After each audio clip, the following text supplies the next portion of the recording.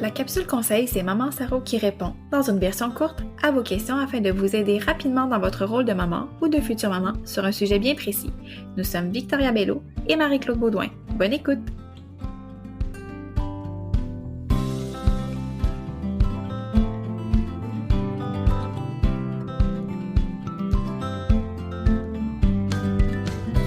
Bonjour les mamans, bonjour tout le monde. Aujourd'hui, dans la capsule conseil, on va aborder les différents produits naturels qu'on se fait souvent poser comme question en pharmacie, à savoir si on peut les utiliser pour prévenir un rhume ou pour soulager un rhume qui est déjà bien installé. Souvent, les gens vont se présenter au comptoir de la pharmacie et vont nous mettre les pots sur le comptoir et vont nous demander « Bon, ça, peux-tu prendre ça? Je suis enceinte, je veux vraiment pas attraper un rhume cet hiver. » Et souvent, les 4 pots qui vont se retrouver sur le comptoir, ça va être la vitamine C, le zinc, l'échinacée et les probiotiques. Donc, on va aborder ces 4 produits-là, puis on va vous dire un peu notre avis sur ça. Donc, premier pot, souvent qui va se ramasser, le plus populaire, la vitamine C. Et moi, quand je vois ce pot-là sur mon comptoir, à l'intérieur, j'ai un petit soupir. Parce que je sais que ça va être difficile de convaincre la personne que malheureusement, ça ne fonctionne pas.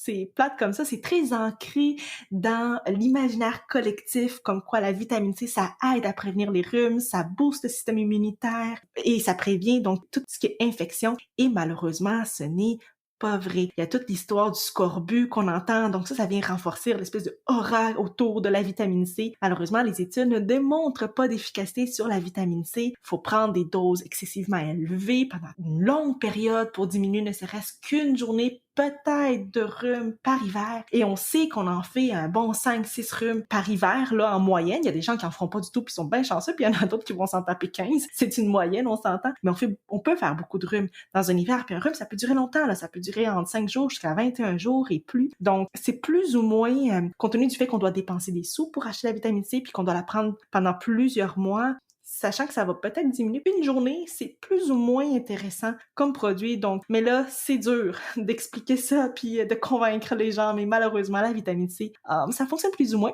Par contre, en ce qui est de la sécurité pour les femmes enceintes en grossesse, ça, il n'y a pas de problème, c'est sécuritaire. Donc, si jamais que vous avez l'habitude de le prendre et que vous désirez quand même continuer à prendre votre vitamine C, ben écoutez, allez-y, c'est sécuritaire. C'est le même principe un peu avec le zinc. Donc, quand on voit ce pot-là à la pharmacie aussi, on fait comme OK, bon, c'est plate, mais malheureusement, il n'y a pas de consensus à savoir si ça fonctionne réellement d'après les études qu'on a qui sont sorties actuellement. Autant à savoir est-ce que c'est vraiment efficace pour le prévenir, pour guérir le rhume, pour réduire la durée. On sait même pas non plus c'est quelle est la bonne dose à donner ou à prendre pour prévenir ou bien pour faire quelque chose en lien avec le rhume. Donc, honnêtement, vous pouvez le prendre.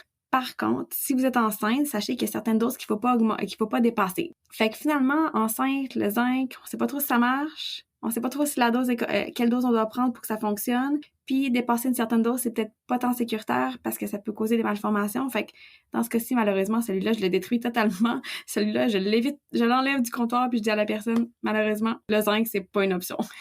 Absolument. Et ça va être un peu le même discours que je vais avoir avec l'échinacée aussi. Vous allez me voir venir. C'est un peu le même principe. Même affaire, pas d'études vraiment qui démontrent l'efficacité sur l'échinacée pour prévenir un rhume ou pour en traiter un. Bon, là, je sais, là, j'entends les gens dire « Oui, mais moi, ça marche! Moi, je l'utilise depuis plusieurs années, j'ai pas de rhume, puis depuis que je prends ça, ça va super bien. » Ben, écoutez, si ça fonctionne pour vous de votre expérience personnelle, puis que vous désirez continuer à le prendre et que vous n'êtes pas enceinte, ben, allez-y. Parce que bon, si vous avez votre expérience personnelle puis vous êtes satisfaite avec ça, ben écoutez, allez-y, il n'y a pas de problème. Mais malheureusement, nous, on doit donner de l'information qui est scientifique, qui est prouvée et qui se répète d'une personne à une autre, évidemment. Et malheureusement, l'échinacée, à date, malgré le grand intérêt sur ce produit naturel-là, n'a pas réussi à démontrer qu'il fonctionne pour prévenir les rhumes ou qu'il fonctionne même pour en traiter un qui est déjà installé. Et non seulement ça, en grossesse, on n'a pas de données qui démontrent sa sécurité. Donc, quand c'est une femme enceinte qui demande pour l'échinacée, on va souvent, moi personnellement en tout cas, je vais souvent déconseiller de le prendre parce que tant qu'à pas être sûr sur la sécurité du produit, sachant que ça semble pas vraiment tant fonctionner, on préfère rester sécuritaire puis l'éviter. Donc malheureusement, moi aussi, je prends le pot, je le mets à côté, puis je dis non. On est vraiment plate aujourd'hui, je suis désolée. Et finalement, finalement, le dernier pot qui nous reste sur le comptoir, c'est le pot de probiotiques. Donc, celui-là, c'est le fun. On sait tout de suite qu'il est sécuritaire en grossesse, donc je suis pas inquiète à savoir si ça va être dangereux ou non pour votre grossesse ou pour votre bébé. Par contre, on n'a pas encore assez d'études actuellement à savoir est-ce que c'est efficace ou non pour prévenir, traiter ou réduire la durée des rhumes. Ce qui fait que, ça coûte quand même cher. Puis, ce qu'il faut savoir aussi, c'est que les probiotiques, là, il y a autant de pots qu'il y a de vertus pour chacun des pots. Donc, un pot en spécial ne fait pas pour telle situation, mais il va faire pour telle autre. Donc, ça devient un peu complexe. Fait que finalement, oui, vous pouvez en prendre. J'ai aucun problème avec ça. Vous allez avoir des bénéfices, c'est certain. Est-ce que des bénéfices en lien avec les rhumes, les grippes? Honnêtement, je suis pas certaine encore, fait que malheureusement, je peux pas vous suggérer quoi que ce soit par rapport à ça. Fait que finalement, on est vraiment plate. Il nous reste pas grand pot qui peuvent être sécuritaires pour prévenir ou réduire les rhumes, mais la seule chose qu'on peut vous recommander par contre, qui pourrait fonctionner, c'est que, parce que là, à chaque fois qu'on dit, là, on peut pas prendre ça, on peut pas prendre ci, mais là, je fais quoi, moi, de bord? Qu'est-ce que je fais, moi, pour prévenir les rhumes? On va être vraiment plate. Ça va être boire beaucoup d'eau, vous reposer, et les mesures sanitaires qu'on utilise actuellement pour la COVID, là, ça fonctionne super bien, le lavage des mains.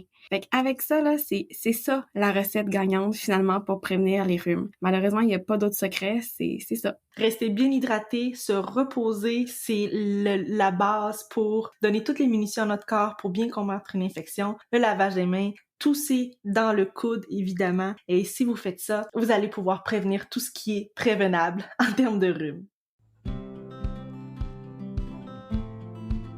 Tous les conseils et renseignements que nous vous avons fournis au cours de cet épisode sont d'ordre général et à titre informatif.